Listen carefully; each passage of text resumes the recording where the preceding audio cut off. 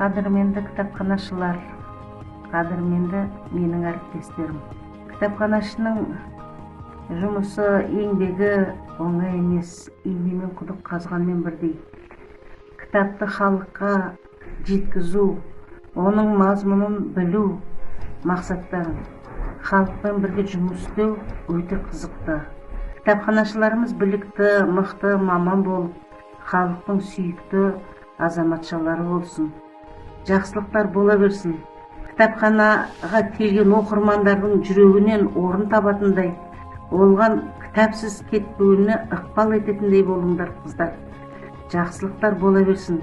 Кітапханамыз кеңейе берсін, өрлей берсін. Білімді қыздар, білікті маман болып, әр қарайда жақсы жұмыстарын істей берсін. Аман есен болайық. Кітаптарымыз көп болсын, оқырмандарымыз көп болсын.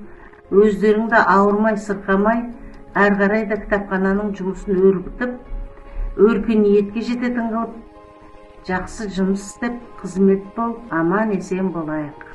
Сәлеметсіздер ме? Мен Қызылбаева Зәуре Төлеубек қызы, 1954 жылы туғам.